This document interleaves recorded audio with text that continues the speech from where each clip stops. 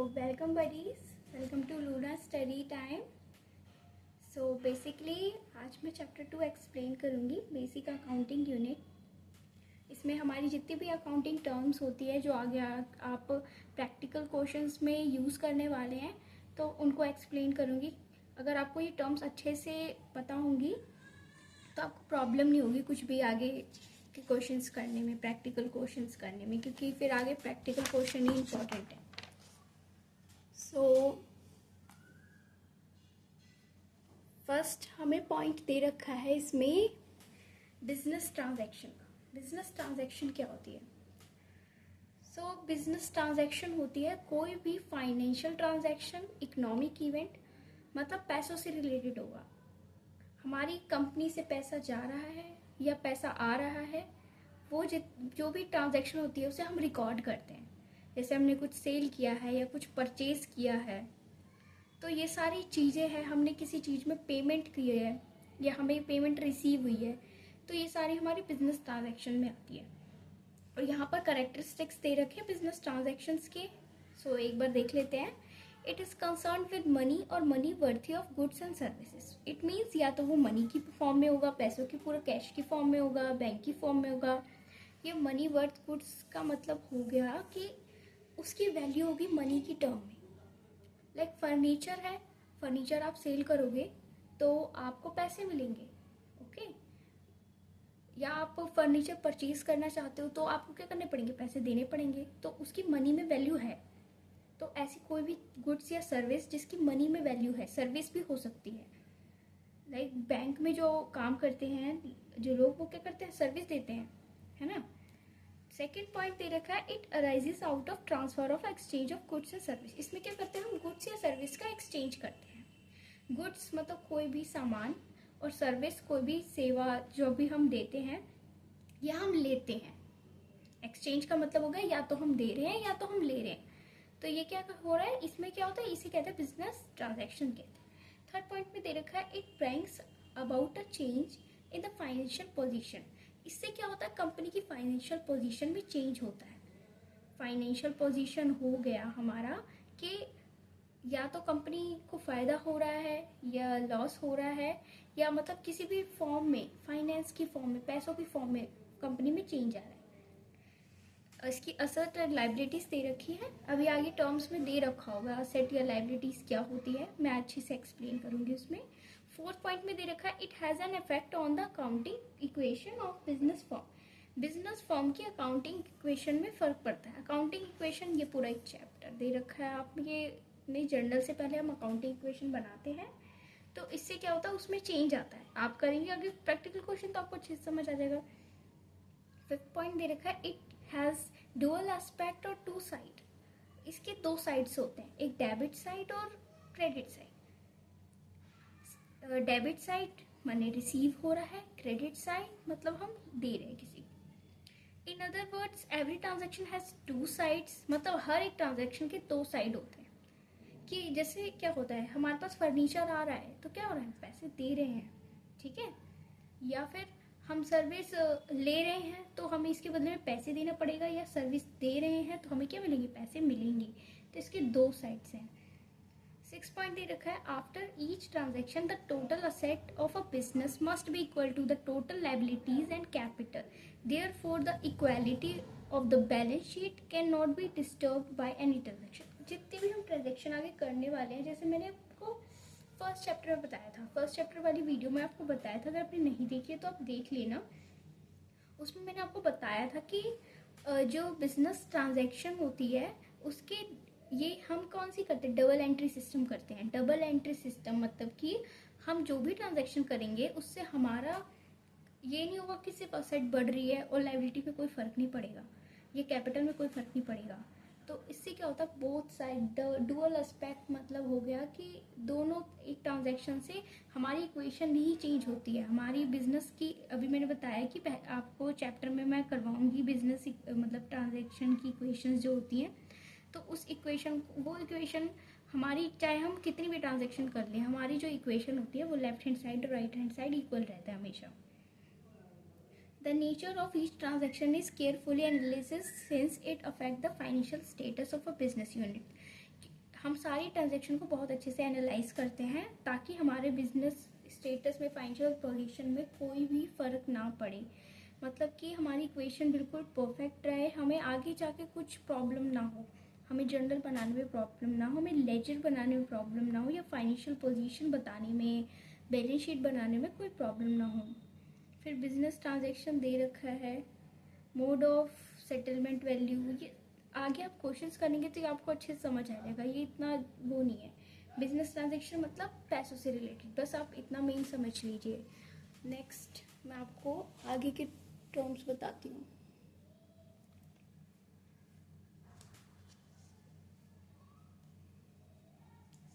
सो first term, second term दे रखा है।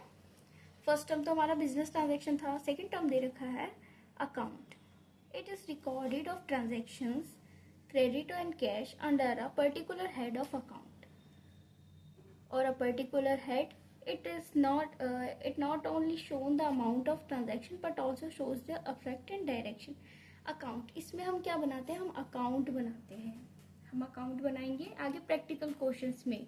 और ये जो अकाउंट्स होते हैं इसमें हम ट्रांजैक्शंस को रिकॉर्ड करते हैं, और सबके अलग अलग अकाउंट्स होते हैं, हम सारे अकाउंट्स को एक में नहीं लिखते। सैलरी का अलग अकाउंट होगा, ओके, एक्सपेंसेस का अलग होगा, जो पेमेंट परचेजेस का अलग होगा, सेल्स का अलग होगा। तो जितने भी हमारी चीज़ें होती हैं उन सबके खुद के अकाउंट होते हैं। चाहे वो कोई असेट है, असेट माने कि कोई फर्नीचर है तो फर्नीचर का अलग अकाउंट होगा, कोई लायबिलिटी है तो उसका अलग अकाउंट होगा।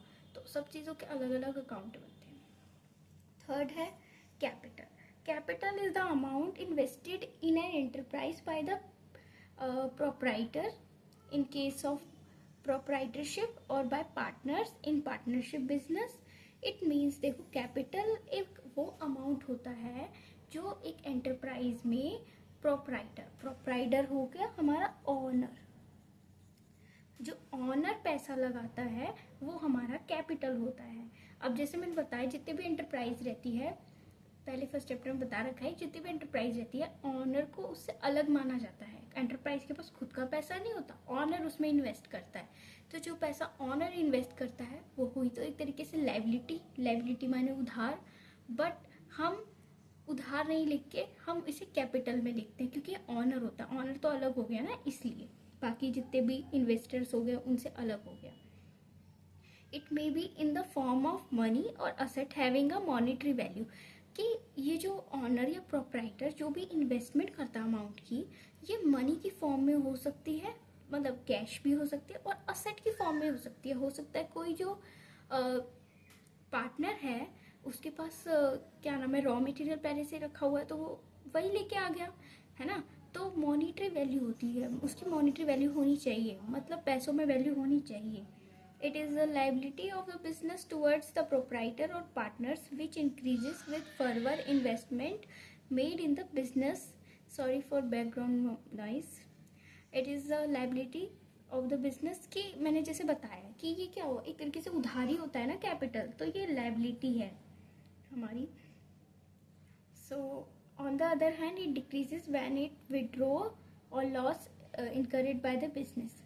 It means कि बाद में क्या होता है कि ये जो पैसा होता है जब कंपनी से निकालता है प्रोप्राइटर या ऑनर, तो अभी ड्राइंग वगैरह चलो मैं आगे बताऊंगी। मेन ये कैपिटल आप यही समझ लीजिए, जो पैसा ऑनर इन्वेस्ट करता है, मतलब कंपनी का जो प्रोप्राइटर है वो इन्वेस्ट करता है।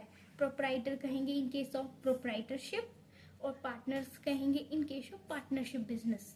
ओके, तो ऐसा है। फिर इन केस ऑफ कंपनीज में क्या करेंगे, देखिए 3 टाइप के हमें देखा, प्रोप्राइटर प्रोप्राइटरशिप में कहेंगे, पार्टनर्स कहेंगे पार्टनरशिप में है, ऑनर है ये सब, और कंपनीज में कहेंगे शेयर होल्डर बोलते हैं कंपनी को, कंपनी में जो इन्वेस्ट करता है।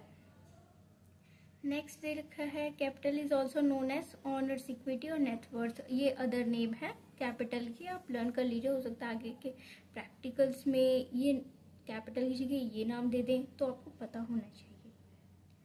सो ऑनर्स इक्विटी या नेटवर्थ भी कहते हैं कैपिटल को। कैपिटल का फॉर्मूला कैसे कैपिटल निकालते हैं, असेट माइनस लायबिलिटीज। मेन है। अभी आप जब अकाउंटिंग इक्वेशन वाला चैप्टर करेंगे तो उसमें जो इक्वेशन है आप बस उसे याद कर लीजिए। उसमें जो इक्वेशन है उसमें है asset is equal to liability plus capital. तो आप उसे याद कर लेंगे तो भी चलेगा, वही ये टर्म्स को आगे पीछे कर दिया है। फोर्थ पॉइंट दे रखा है ड्राइंग। तो ड्राइंग क्या होती है? It is amount of withdrawn और goods taken by the proprietor और पार्टनर फॉर पर्सनल यूज। अब देखिए कभी कभार क्या होता है, जो ऑनर होता है उसको भी पैसों की जरूरत पड़ जाती है तो वो अपनी खुद की कंपनी से कुछ पैसे ले लेता है। पैसे ये सामान भी ले लेता है। हो सकता है कि जो गुड्स हम बाहर सेल कर रहे हैं वही गुड्स ऑनर को भी चाहिए तो वो ले लेता है। तो इसको क्या होता है, अगर वो पेमेंट कर रहा है या नहीं कर रहा है वो तो देखा जाएगा कि बाद में पेमेंट हो रही है, वो इक्वेशन में होता है। तो मेन ये है ड्राइंग क्या होती है। इसमें ड्राइंग कलर वाली ड्राइंग नहीं है। इसमें ड्राइंग का मतलब है वो अमाउंट, वो पैसा या वो गुड्स क्या हुआ जिसकी मनी में वैल्यू है, वो प्रोप्राइटर या ऑनर अपने पर्सनल यूज़ के लिए लेता है, खुद के यूज़ के लिए लेता है, तो उसे ड्राइंग कहते हैं। फिफ्थ टर्म दे रखा है liabilities. Liabilities means amount owned और payable by the business. Liabilities, अब ऑनर के अलावा देखो, ऑनर से जो कंपनी पैसा लेती है, एंटरप्राइज में इन्वेस्ट होता है पैसा, उसे तो कैपिटल कहते हैं। अदर बाकी जितने भी तरीके के वो हैं बाहर से पैसे लेते हैं उसे लायबिलिटीज बोलते हैं। अब देखिए इंटरनल लायबिलिटी होती है, एक्सटर्नल लायबिलिटी होती है। इंटरनल लायबिलिटी हो गई जो पैसा ऑनर से लिया, इंटरनल खुद की कंपनी, इंटरनल अपने लोगों से लिया। एक्सटर्नल हो गया बाहर के लोगों से लिया। बाहर के लोगों से कैसे लिया? उधार पे ले लिया है, बैंक से ओवरड्राफ्ट ले लिया है, ऐसे तरीके के। तो external liability is rise because of credit transaction और लोन टेकन। क्रेडिट ट्रांजैक्शन का मतलब ये है कि हमने उधार पे सामान बेचा है, मतलब कि हमने सामान बेच दिया है लेकिन अभी हमें पैसे नहीं मिले हैं, तो लायबिलिटीज़ वो भी होती हैं हमारी। साथ में हमने कोई लोन ले लिया या तो वो भी हो सकती है। एक्सटर्नल लायबिलिटीज़ के एग्जांपल दे रखे हैं, आप अच्छे से देख लेना इसे। क्रेडिटर होता है। क्रेडिटर कौन होता है? क्रेडिटर वो होता है जिसको हम सामान सेल करते हैं बट उसने अभी हमें पैसे नहीं दिए हैं, वो हमें बाद में इन फ्यूचर पैसे देगा। बैंक ओवरड्राफ्ट हो गया, बैंक से ओवरड्राफ्ट निकालते हैं, मतलब जितने पैसों से ज़्यादा पैसे निकालने होते हैं वो बैंक ओवरड्राफ्ट होता है। लॉन्ग टर्म बोरोइंग लंबे टाइम के लिए होती हैं। अदर लायबिलिटीज़ दे रखी है। Liabilities are further classified into, और भी टर्म्स में दे रखा है। जैसे नॉन करंट लायबिलिटी क्या होती है? Non current liability is that liability which is payable after a period of more than 1 year from the end of accounting period. जो 1 साल से ज़्यादा टाइम के लिए हम उधार लेते हैं, 1 साल से ज़्यादा में हम पे कर, मतलब बहुत ज़्यादा अमाउंट ले लिया हमने, तो वो 1 साल से ज़्यादा में चलता रहता है, क्योंकि हमें हर साल तो 1 साल के लिए अपना पूरा वो बनाना रहता है अकाउंटिंग का, ताकि हमें पता चले कि हमारी कंपनी की पोजीशन कैसी है।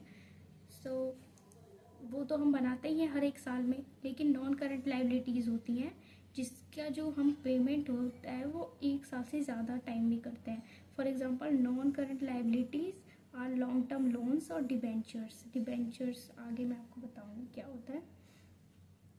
करंट लायबिलिटीज़ हो गया जिनको हम 1 साल के अंदर पे करते हैं विद इन 12 मंथ्स। ओके, तो ये कौन से होते हैं? ये छोटे मोटे होते हैं। ये क्रेडिटर्स हो गए, जैसे जिसको हमने उधार दिया, bills payable, short term loans, ये सारे होते हैं।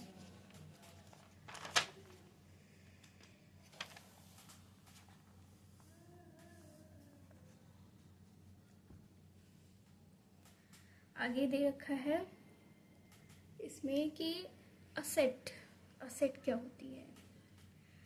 Asset are the property, tangible asset, intangible asset owned by an enterprise और entity। इट मीन्स कि असेट ऐसी प्रॉपर्टीज़ होती हैं ऑन, जो कंपनी की होती है, हमारी एंटरप्राइज की होती है, एंटिटी भी कह सकते हैं।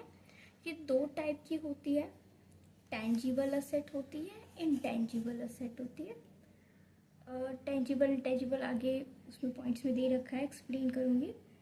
तो एग्जांपल्स असेट के कैसे हो गए? लैंड ज़मीन, बिल्डिंग, ये देखिए कि इन सब की जो वैल्यू होती है, देखिए मॉनेटरी टर्म में है, सारी की सारी वैल्यू। ज़मीन की वैल्यू भी मॉनेटरी टर्म में है, बिल्डिंग की भी, मशीनरी, फर्नीचर, स्टॉक, डेटर्स देखिए क्या होते हैं। जैसे मैंने बताया, क्रेडिटर्स होते हैं जिनको हम सामान बेचते हैं बट उन्होंने अभी अपने पैसे नहीं दिए, और डेटर्स होता है वो लोग जिन्होंने हमें सामान दिया है, हमने उनसे ख़रीदा है लेकिन हमने अभी पैसे नहीं दिए। हो सकता है हमारे पास अभी पैसे नहीं है इसलिए नहीं दिए, फिर बाद में हम दे देंगे ऐसा। Cash, bank balance, trademarks, copyright, goodwill. अब ये ट्रेडमार्क, कॉपीराइट और गुडविल ये होते हैं इंटेंजिबल असेट। आगे मैं आपको समझाऊंगी, पॉइंट्स दे रखे हैं उसमें।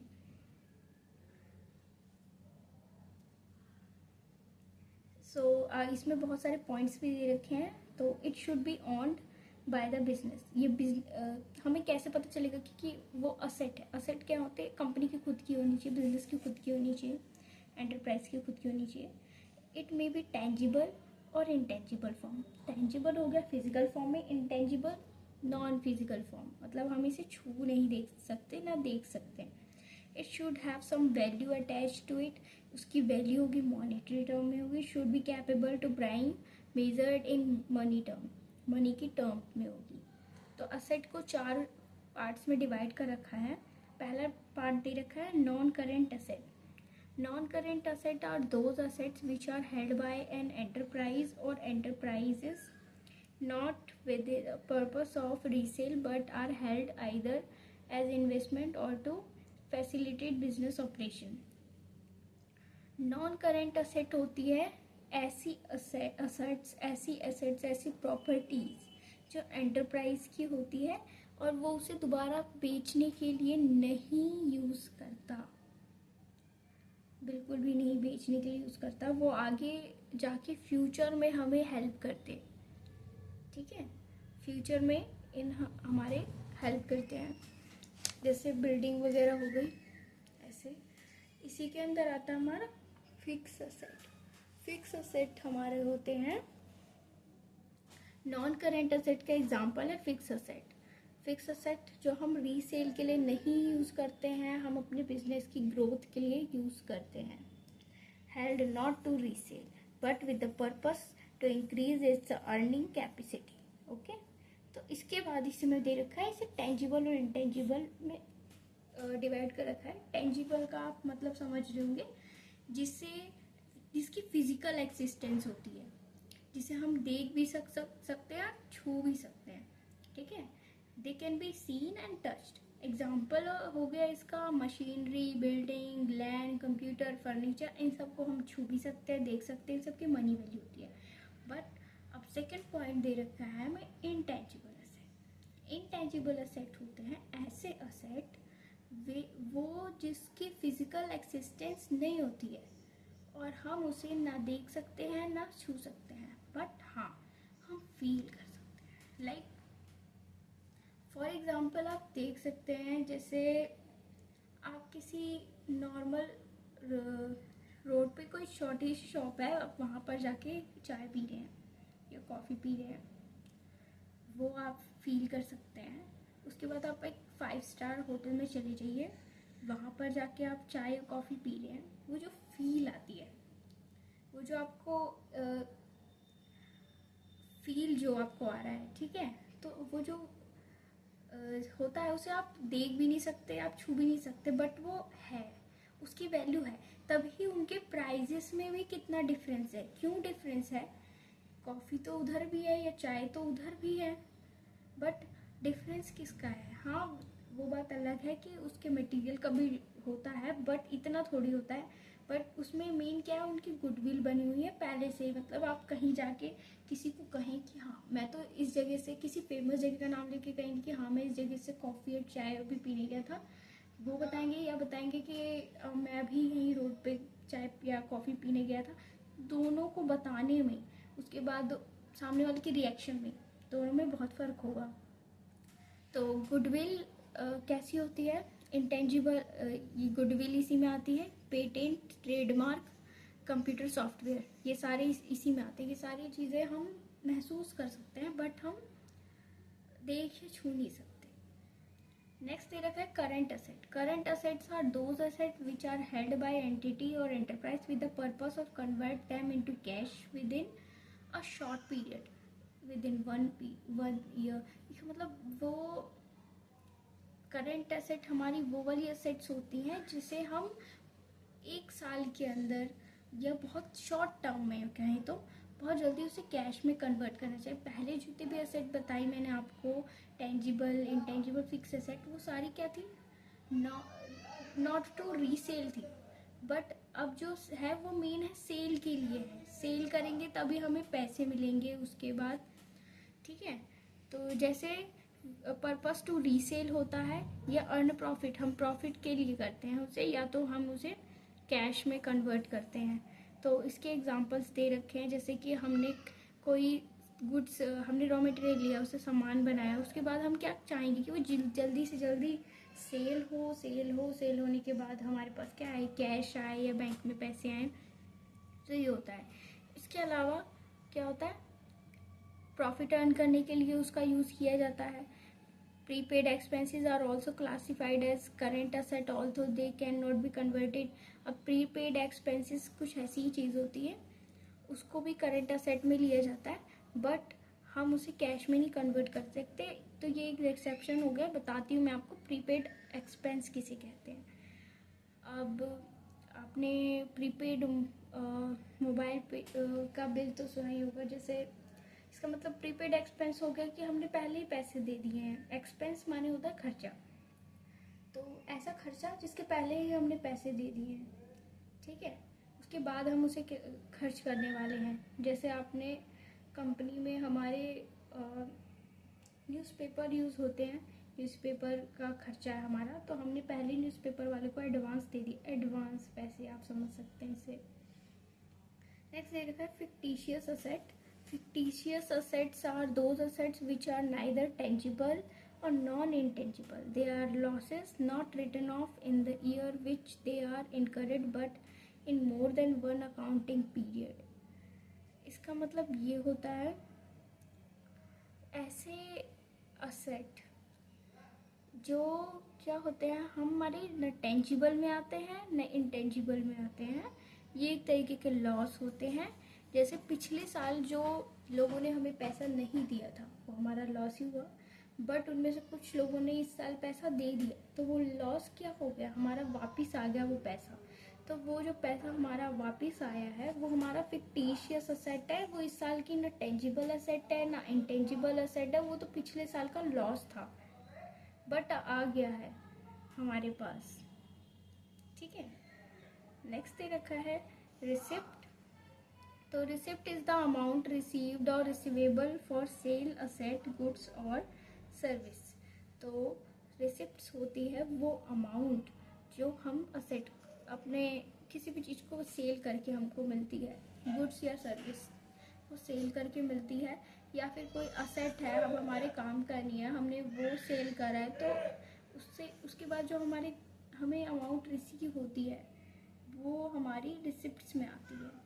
रिसिप्ट्स में कैसे भी करके हमारा मतलब पैसे आ रहे हैं, चाहे हम सामान को, अपने असेट को बेच रहे हैं, चाहे हम अपने गुड्स को बेच रहे हैं या सर्विस देके हमें पैसे मिल रहे हैं। और इसके बाद एक important sheet, they are shown in the profit and loss account. Receipts को हम उसके बाद प्रॉफिट एंड लॉस अकाउंट में शो करते हैं।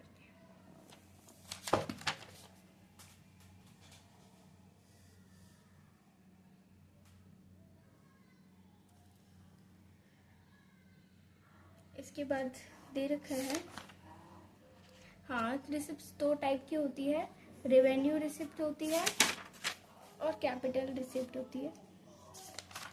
रेवेन्यू रिसिप्ट्स होती हैं ऐसी रिसिप्ट्स, इसमें एक पॉइंट रह गया था हमारा रेवेन्यू रिसिप्ट वाला।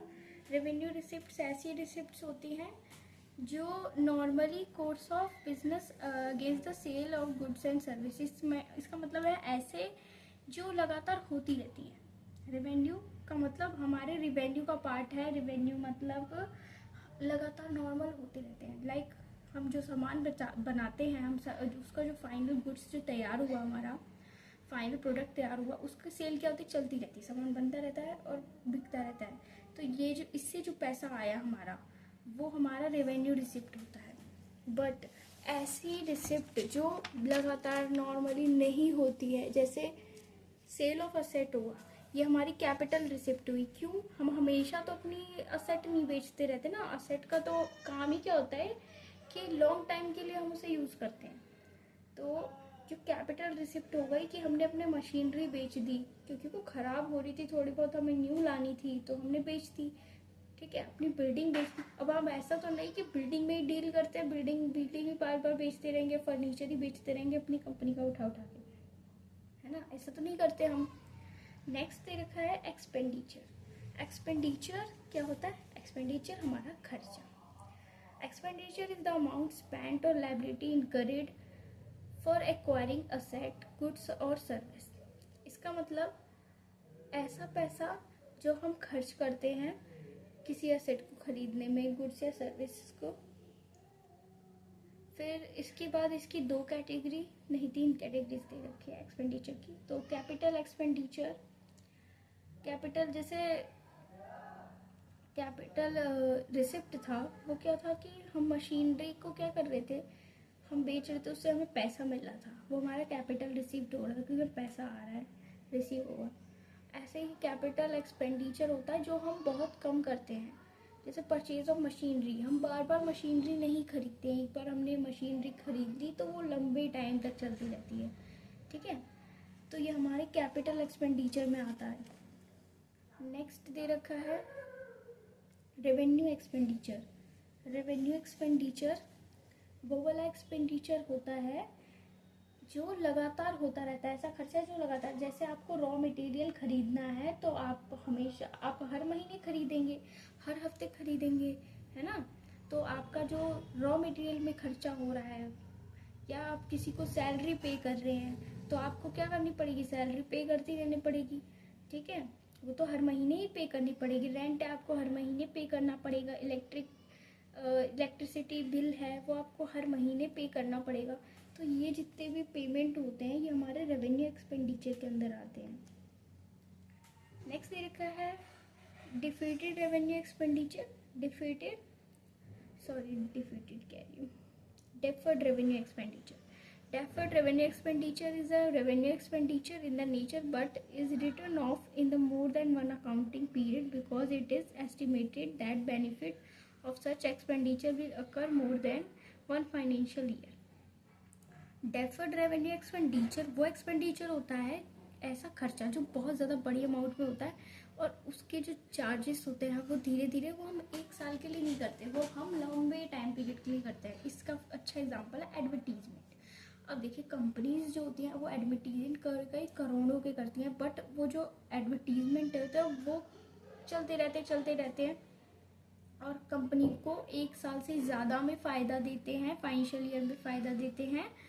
और ये जो एक्सपेंडिचर होते हैं वो मोर देन 1 ईयर के एक्सपेंसेस को, अब एक बार एडवर्टीजमेंट निकाला उसके बाद वो 2 साल तक चल रहा है, अब हम उसका एक्सपेंस जो होता है वो 1 साल में तो नहीं डाल सकते ना, तो इसे डेफर्ड रेवेन्यू एक्सपेंडिचर कहते हैं।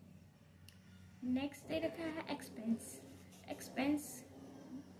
Expense is the cost incurred for generating revenue. Revenue generate करने के लिए एक्सपेंस जो खर्चा होता है उसे एक्सपेंस कहते हैं। रेवेन्यू जनरेट करने के लिए मतलब कि जैसे आप जो भी गुड्स खरीदते हैं उसके प्रोसेसिंग में जो भी खर्चा आता है, आप लेके आए उसके बाद आपने क्या नाम है उसके लाने का खर्चा, मतलब कि आप उसको लेके आओगे तो किसी न किसी ट्रांसपोर्ट में लेके आओगे, उसका खर्चा जो होता है, लोगों की पेमेंट, सैलरी, वेजेस वगैरह का खर्चा, एक्सपेंडिचर का पार्ट ही हुआ एक तरीके से expense. Return of part of fix asset, आपका फिक्स असेट है उसमें थोड़ी बहुत, मतलब जैसे मशीन है वो थोड़ी बहुत ख़राब हो गई है, आप उसको ठीक करवाएंगे, उसका जो एक्सपेंस होता है वो सारा एक्सपेंडिचर में आता है, एक्सपेंडिचर नहीं एक्सपेंस में आता है। इसके बाद एक्सपेंसेस, ये इसकी कैटेगरीज दे रखी है। पहली कैटेगरी है प्रीपेड एक्सपेंस, मैं पहले ही बता चुकी हूँ, ऐसा एक्सपेंडिचर जो हमने पहले ही पे कर दिया है उसका अमाउंट, उसके बाद वो पैसा कटता रहता है। नेक्स्ट दे रखा है आउटस्टैंडिंग एक्सपेंस। अब जैसे प्रीपेड था, प्रीपेड क्या है, हमने एडवांस में पैसा दे दिया है। आउटस्टैंडिंग का मतलब हमारे पास उधारी है, आउटस्टैंडिंग है। ओके, तो ये होता है income. Income is the profit earn during the accounting period. Income होती है ऐसे प्रॉफिट जो हमें हमारे अकाउंटिंग ईयर में हमें प्रॉफिट हुआ है, वही हमारी इनकम होती है। इनकम क्या हुई, हमारा जितना रेवेन्यू था, रेवेन्यू जितना हमारा सेल्स से पैसा आया है, एक्सपेंडिचर जितना हमने उसके ऊपर खर्च कर दिया है, एक्सपेंसेस हम लेके आए, उसको ख़रीदा, उसके जितना भी बनाने में खर्चा आया वो सारा माइनस कर देंगे, तो जितना भी हमारी इनकम बची वो हमारी इनकम क्या होती है, हमारी प्रॉफिट होती है। लॉस भी हो सकता है अगर नेगेटिव में आए तो। फिर है प्रॉफिट दे रखा है। प्रॉफिट क्या हुआ हमारा, profit means income earned bye the business from its operating activities. हमने जो भी एक्टिविटीज़ करी उसके बाद जो हमारी इनकम हुई वो हमारी प्रॉफिट वो हमारा प्रॉफिट होता है। प्रॉफिट दो टाइप का होता है, ग्रॉस प्रॉफिट और net profit. Gross profit is the difference between revenue from sales और service rendered and its direct cost. इसके बाद फॉर्मूला एक तरीके से दे रखा है कि ग्रॉस प्रॉफिट कैसे निकालेंगे, नेट प्रॉफिट आगे के हम प्रैक्टिकल क्वेश्चंस में से निकालेंगे, तो फिर आपको अच्छे से ज़्यादा डिटेल से समझ आ जाएगा इसे। ठीक है, कि नेट क्या होता है और ग्रॉस क्या होता है। इसके बाद मेन आप समझ लीजिए प्रॉफिट क्या होता है। प्रॉफिट क्या हुआ, अगर हमारी यही जो इनकम है, ऊपर जो रेवेन्यू माइनस एक्सपेंस किया हमने, ठीक है, ये हमारा अगर पॉजिटिव आता है तो हमारा प्रॉफिट होता है। गेन क्या हुआ, gain is the increase in owner's equity resulting from something other than the day-to-day earning from irregular or non-recurring nature। अब ये क्या हुआ हमारा गेन, हमारा वो पैसा, प्रॉफिट तो हमारा हुआ क्या, इनकम, जो पॉजिटिव इनकम आई है हमारे पास, जो सेल किया हमने उससे जो हमारे पैसा आया वो हमारी इनकम है। इनकम जो इनकम पॉजिटिव हुई तो प्रॉफिट और नेगेटिव हुई तो लॉस, वो तो ठीक है। बट मेन क्या है, गेन क्या होता है, गेन होता है हमारा, ये प्रॉफिट नहीं होता है। प्रॉफिट तो रेगुलर वाले चीज़ों से हुआ ना, हमारे ऑपरेटिंग एक्टिविटीज़, मतलब रेगुलर बेस पे हम क्या कर रहे हैं, सामान को बेच रहे हैं, खरीद रहे हैं। अब गेन हुआ जो कभी कभी होता है, और ये regular day to day earning का पार्ट नहीं होना चाहिए। गेन वो पैसा होता है जैसे कि हमने अपने मशीनरी की हमारी या इन्वेस्टमेंट हमने क्या किया, ये gain on the sale of land, machinery, investment, हमने इन सब चीज़ों में से किसी को बेचा है और उस पर हमें फ़ायदा हुआ है, पैसे आए, हमारा गेन होता है। लॉस क्या हुआ, loss is the excess of expenditure over revenue. जैसे मैंने बताया कि अगर हमारी इनकम नेगेटिव आती है तो मेरा लॉस होता है। तो प्रॉफिट और लॉस तो आप समझ गए होंगे कि हमारी यही जो इनकम है जिसे रेवेन्यू से हम एक्सपेंस को माइनस कर रहे हैं, तो ये क्या होता है, अगर पॉजिटिव आए तो प्रॉफिट और नेगेटिव आए तो लॉस।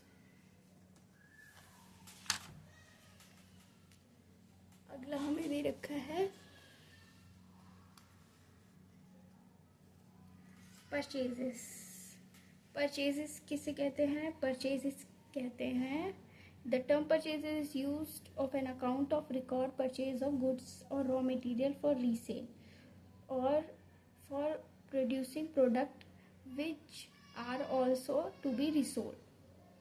so as purchases कहते हैं वो अमाउंट जब हम खरीदते हैं किसी गुड्स या रॉ मटेरियल को खरीदते हैं किसके लिए, दोबारा बेचने के लिए, रीसेल करने के लिए खरीदते हैं, तो उसे परचेजेस बोलते हैं। ये दो टाइप के होते हैं, कैश परचेजेस और क्रेडिट परचेजेस। कैश परचेजेस समझ लीजिए जो हम पैसे दे के खरीदते हैं, क्रेडिट जो हम उधार पे खरीदते हैं। इसके बाद दे रखा है purchases return. Goods purchased may be return to the seller for any reason से दे आर डिफेक्टिव। इसका मतलब होता है परचेज रिटर्न क्या होता है, हम करते हैं परचेज रिटर्न, कंपनी करती है। क्यों करती है, अब हमने देखा, हमने परचेजेस करके रॉ मटेरियल मंगाया, अब हमने देखा कि वो जो प्रोडक्ट है वो ठीक नहीं है, ख़राब है, डिफेक्ट है, उसमें कोई भी प्रॉब्लम है नहीं, उससे हमारा काम चल रहा है, तो हम क्या करते हैं, उसे रिटर्न कर देते हैं। तो इसको भी एक टर्म दिया गया है, परचेज रिटर्न कहते हैं। परचेज रिटर्न को ही इसका अदर नेम है रिटर्न आउटवर्ड, आपको अच्छे से पता होना चाहिए। परचेज रिटर्न को ही रिटर्न आउटवर्ड नाम से रिटर्न आउटवर्ड, आउटवर्ड मतलब बाहर की तरफ, अपने कंपनी से निकल के या एंटरप्राइज से निकल के बाहर वापस से हमने रिटर्न कर दिया, तो ये था परचेज रिटर्न। नेक्स्ट दे रखा है सेल्स। सेल्स क्या हुआ, अब जैसे परचेजेस थे, परचेजेस क्या, हमने रॉ मटेरियल बना, अब जब फिनिश गुड्स बन जाते हैं उसके बाद हम उसे सेल करते हैं, उसे क्या कहते हैं, सेल्स कहते हैं उसे, सिंपल। और सेल्स भी दो टाइप के होते हैं, क्रेडिट सेल्स और कैश सेल्स। कैश सेल्स जिसने हमें पैसे कैश में दे दिए, और क्रेडिट सेल्स हो गया जिसने हमसे उधार में सामान खरीद लिया, वो हो गया क्रेडिट सेल। इसके बाद क्रेडिट सेल्स के बाद सेल्स रिटर्न, जैसे परचेज रिटर्न वैसे सेल्स। अब देखिए कभी कभार क्या होता है, हमारा सामान भी ख़राब हो सकता है, तो हमने जिसे बेचा है अगर वो हमें हमारा सामान वापस कर दे तो इसे सेल्स रिटर्न कहते हैं, और इसे ही रिटर्न इनवर्ड भी कहते हैं। नाम से इनवर्ड, अंदर की तरफ हमारी एंटरप्राइज में वापस आ गया, रिटर्न हो गया sale, return inward, sales return. Next दे रखा है revenue from operation. Revenue from operation means revenue earned by an enterprise from its operating activity. इसका मतलब ये है कि रेवेन्यू फ्रॉम ऑपरेशन को रेवेन्यू भी कह सकते हैं। कैसे, जो हमने सामान सेल्स किया उसके बाद जो हमारा पैसा आया है वो हमारा रेवेन्यू होता है, जब तक हमने उसमें से क्या नहीं माइनस किया, हमने उसमें से एक्सपेंसेस नहीं माइनस किया, क्योंकि जब हम रेवेन्यू में से एक्सपेंस माइनस कर देंगे तो हमारी इनकम आएगी। पीछे आपने देखा पिछले पॉइंट में, goods are the physical items of the trade that are purchase to be sold. इसका मतलब क्या होता है, गुड्स वो फिजिकल आइटम्स होते हैं जो ट्रेड में परचेज किया जाता है, किसके लिए, सेल करने के लिए हमने करा है। नेक्स्ट हम दे रखा है स्टॉक या इन्वेंट्री। स्टॉक या इन्वेंट्री कहते हैं इसी को, जब हम परचेज करते हैं, ठीक है। स्टॉक या inventory is a tangible asset held by enterprise for the purpose of sale in the ordinary course of business और for purpose of using it in the production of goods meant to be cell.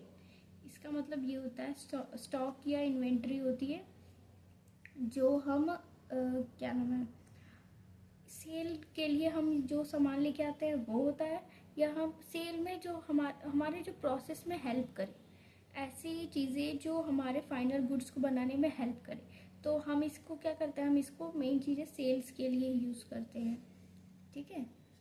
तो ये भी दो type की दे रखी है, opening stock और closing stock, या ओपनिंग इन्वेंट्री या क्लोजिंग इन्वेंट्री भी कह सकते हैं। जब हम फाइनल अकाउंट बनाते हैं तो ओपनिंग स्टॉक का यूज़ होता है ऐसा जो स्टॉक हमारा बिगनिंग में था, कंपनी का बिगनिंग में स्टॉक कैसे हो सकता है कि कोई कंपनी थी, पिछले साल जो गुड्स बचा, पिछले साल जो सामान बचा है वो हम फेंकेंगे थोड़ी, हम तो अगले साल यूज़ कर लेंगे उसे।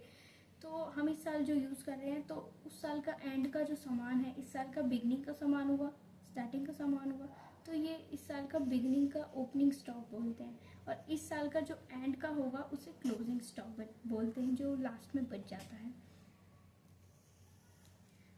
इसको इस फॉर्म में भी वो करा है, क्लासीफाई करा है, stock inventory of goods, stock और इन्वेंट्री ऑफ रॉ मटेरियल। क्योंकि अगर गुड्स में बचा, गुड्स कौन से हुए, जो हम प्रोडक्ट को फाइनल में चेंज करने वाले। रॉ मटेरियल बच गया, रॉ मटेरियल कुछ भी हो सकता है हमारा। Stock of cloth use stitching shirt बता रखा है, इसमें एग्जांपल दे रखा है। नेक्स्ट दे रखा है वर्क इन प्रोग्रेस भी दे रखा इसमें।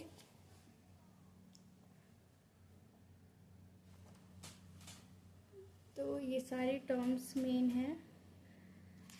तो इसके बाद अभी कितने टर्म्स हैं, 40 टर्म्स हैं टोटल। तो 20 टर्म्स हमने कंप्लीट कर लिए हैं। सो अब इतनी वीडियो बहुत लंबी हो गई है, नेक्स्ट के जो पॉइंट्स है वो मैं नेक्स्ट वीडियो में आपको समझाऊंगी।